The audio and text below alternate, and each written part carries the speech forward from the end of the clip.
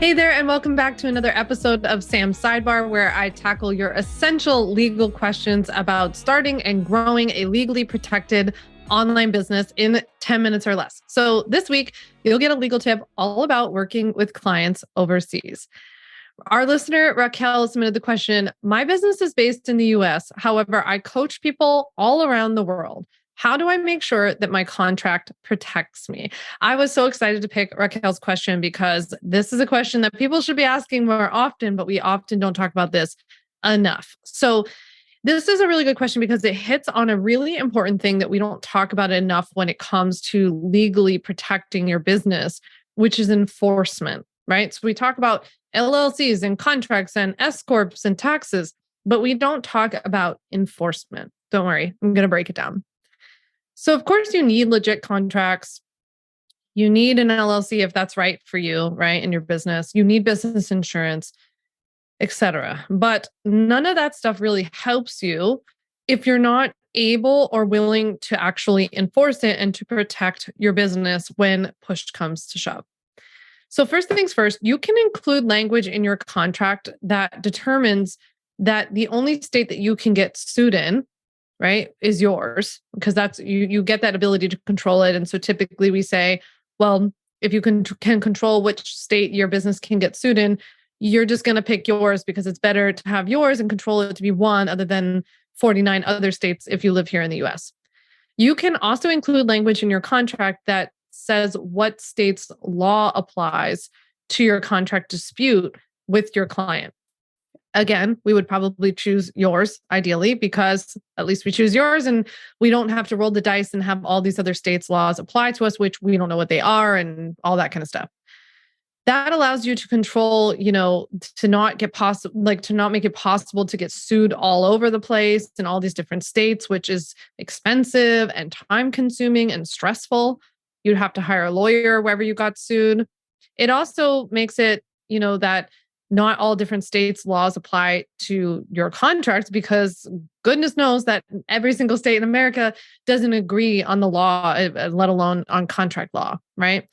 So we need those contract clauses in every single contract, no matter where the person lives who is signing your contract. And by the way, these clauses that I'm talking about, the venue and choice of law clauses, they are built into all of my contract templates. All my contract templates are available in my DIY legal template shop. I'll make sure the link's below, but you can buy any legal template you need from me, download it, fill it out in 15 minutes or less. And those provisions, along with lots of others, are already built in for you. So now to get to Raquel's question too, like what happens then if your client lives overseas and then there's an issue, then what? So usually, when people are asking me this question about like, can I work with people overseas? I think really what's at the root and the heart of the question is what happens if something goes wrong? So you would have to try to enforce your contract where they live, technically speaking, because jurisdiction or enforcement is going to be really tricky here in the US, right? So if you would try to like sue them here in the US, but they don't live here. So like the United States doesn't have the ability to go after them. You could also try to explore collections against them in their country if that's something that you would want to do. And in either option, you would need a contract. So you would have to have a contract that would state what, law and jurisdiction applies. You would have to have a contract stating how much money was owed and when it was to be owed and all that kind of stuff. But generally speaking, that's kind of what you need to consider.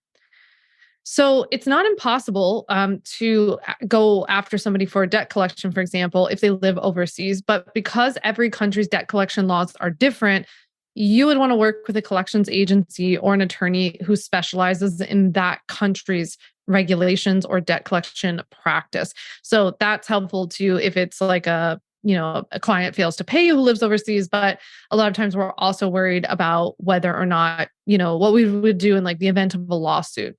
I think sometimes our people are asking me this question because they're just wondering if it's legal for you to work with people overseas. And yes, I mean, you can work with people all over the world, but of course, scope of practice applies. So that means you can still only do what you legally are allowed to do. Go back and listen to episodes 2 of my podcast and episode 69. There are part 1 and part 2 on scope of practice if you want to learn more about that. But that's really, if you're wondering, like, is it just legal to work with people overseas? That's typically what you have to consider. So Where does that leave things for you if you work with clients overseas? Is it worth it? Is it not worth it? Should you not do it? People ask me that all the time. I think that's where maybe my opinion's a little unique. Yes, I'm a lawyer. Yes, I nearly lost all blood to my tushy sitting for the bar exam for 4 days in 2 states at the same time. But I am a practical businesswoman at the end of the day. And there are always going to be risks in business. I think it's about knowing what you're getting into and deciding whether or not you want to get into it given the risks. So I think sometimes people are looking for an answer that's like, what's the thing that has no risk? And I think in business in general, that's just not really a thing, let alone with legal stuff. So I think often you're making these decisions saying, I understand that if this client doesn't pay me, then maybe, it's going to be harder to collect or enforce, right? So will it be harder to collect money from clients who live overseas? Yeah, probably, right? It might not even be worth trying to collect it.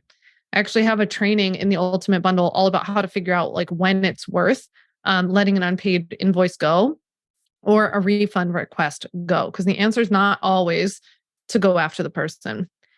I just, at the end of the day, I don't think that this stuff should stop you from working with people overseas. I think it's something to be aware of, and then you make empowered and informed decisions from that place. I would probably collect payment in full from somebody I work with overseas, or I'd ask them to use something like PayPal credit so that I would get paid up front. And then whoever they go through gets paid the monthly payments. And if it bounces, it goes to them, it's not on you. That's something to consider. You could also consider pre-qualifying your clients as much as possible, reducing the chance of bounced payments in the first place, is always like the best place to start. And in my opinion, I've got actually free email templates for you called Pre-Qualify Before They Buy, which I will link to below. There are 3 email templates that I actually used in my own coaching business where I would make sure that I got people, in for free calls with me and to work with me who are actually pre-qualified, like ready to go, understood that this is a paid thing, like all of that kind of stuff. And they work like a charm. So I'll drop that link for you below. No matter like what route you choose to take, either way, it all starts with that solid client contract that has the right clauses in it to protect you. So you want to make sure you get this client contract in place as soon as possible, right? If you're about to renew with a client, you want to make sure you get that contract in place right now. And that's really important because that's going to have all these provisions in it that are going to protect you, and tell the contract, like what law applies and where lawsuits have to be filed and all that kind of stuff. So it's really important. And like I said, you can find any of my instant downloadable templates like contracts and website policies in the link below or on my website at samvanderwielen.com/shop. So I hope that's helpful for you. All right. Thank you so much for joining me of this episode of Sam's Sidebar. You can check out the show notes below for related blog posts, resources, and full episodes of On Your Terms. I post a new episode every single Monday and Thursday here on the podcast. If you have a question that you would like answered on a future Sam's Sidebar episode, just fill out the link to the form below and submit your question so that I can record this for you in the future. I'm so excited. I can't wait to see what you got for me.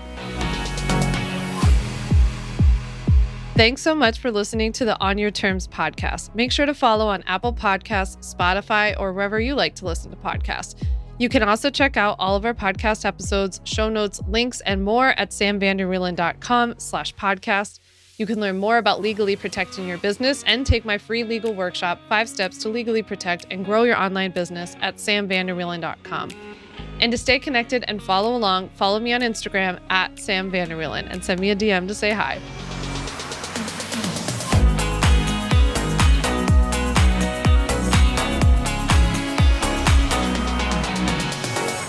Just remember that although I am an attorney, I am not your attorney, and I am not offering you legal advice in today's episode. This episode and all of my episodes are informational and educational only. It is not a substitute for seeking out your own advice from your own lawyer. And please keep in mind that I can't offer you legal advice. I don't ever offer any legal services, but I think I offer some pretty good information.